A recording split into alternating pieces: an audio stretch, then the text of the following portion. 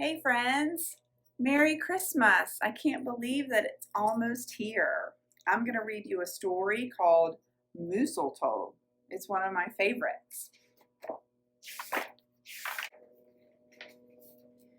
'Twas the season, and Moose was merry. He joyfully tickled the ivories with a tuneful of tidings and a flurry of fa-la-las.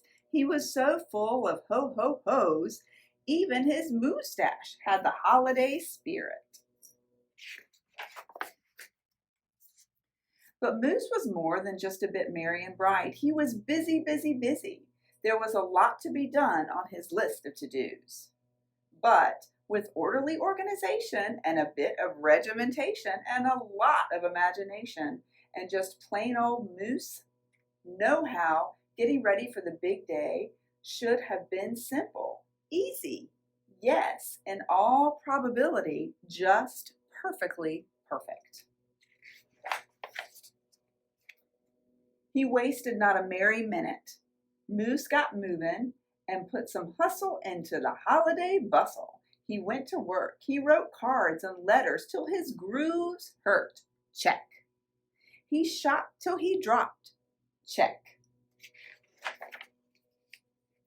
He hauled home boxes and bags and presents galore. Moose had gifts for everyone stacked from ceiling to floor. Check, check, check. Then he rapped, yo, yo, yo, and he ribboned, ho, ho, ho. And on each and every package, he tied a big, beautiful bow. Check and double check. So far, so simple, so easy, so perfectly perfect. Another look at the list, and Moose headed for the kitchen. He pulled out the pots, pans, and bowls, sifted through stacks and racks of cookbooks. He whisked to his left and spooned to his right. Moose baked tons of tins of cookies. Check. Dozens of cakes, breads, and sweets. Check, check, check. He made jellies and sticky jams. Moose roasted a goose and some chestnuts. He toasted marshmallows and yams. Check, check, check, and triple check. Yes, yes, so simple, so easy, but of course, so perfectly perfect.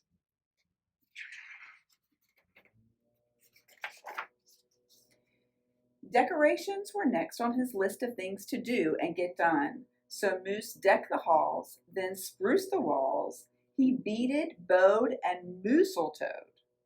He gathered garlands, roped wreaths, and holly, jingled bells, sang noels. Oh, good golly, this Moose was jolly. Check, check, check, check, check, and check. Last but not least, he hung all the stockings, each and every one with special care. And just in time, too, soon Santa would be there. Check and final check. Yes, sirree. Getting ready for Christmas was an absolute snap. And so simple, so easy, and if he didn't say so himself, Moose thought totally, utterly, completely, perfectly perfect. On that night before Christmas, Mother, little Sissy, Bucky, and Junior looked all through the house. What a job Moose had done! Everything looked bountiful, festive, quite fine indeed. But there was one minor problem, if you will. Oh dear, sighed the missus, as the five stared at the one empty corner. Oh my, oh me, oh gee, Pop! What happened? Cried Junior. You forgot the tree. Oops. Where would they hang the tinsel, string the popcorn, light the lights? Where would Santa leave the gifts for the kiddos on Christmas Eve night? So Moose pulled up his galoshes and pulled on his hat. He would find a tree somewhere, somehow. And that's all there was to that. So out went the Moose, braving blustery blowing winds and the cold, trudging through snowdrifts, courageous and bold. Moose first hoofed it down to the corner. Not a tree to be had. Then he slid around the block. Uh-oh, things were looking bad. Went down every boulevard, street, and little road. He looked down lanes and alleys. Every tree had been sold. There wasn't a branch, not a twig, not even a lousy bowless bough hanging around. Nope, nothing, not a tree to be found. No tree, sighed the sad moose as he came home empty-handed at that snowy eve. The kids tried to make the best of it. They said, "Oh, so who needs a tree?" But Moose could plainly see they were short of glee. He knew he had to do something, and that's just what he did. In the empty corner he stood, spread his arms very wide, then he smiled at his children, and he winked at his bride. "Kids," he declared, "fetch your forgetful pop, some of that tried and true family glop." So back the kids carrying a pot of glue, and without a word to one another, they knew just what to do.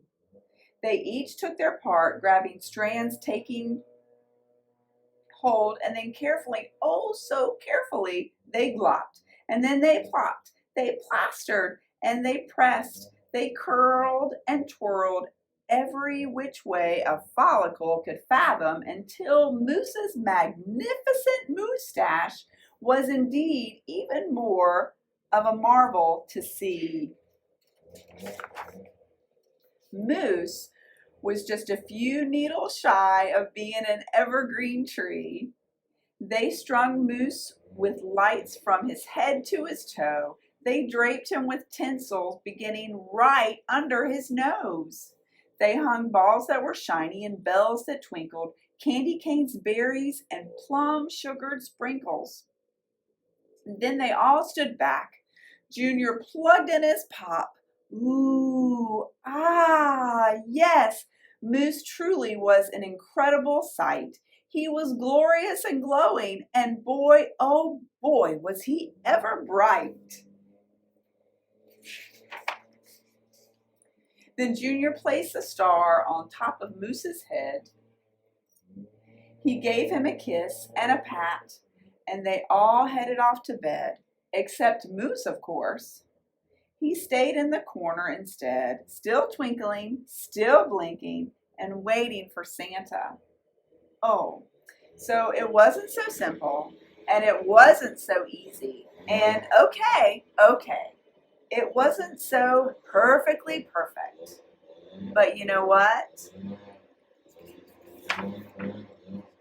It was pretty close.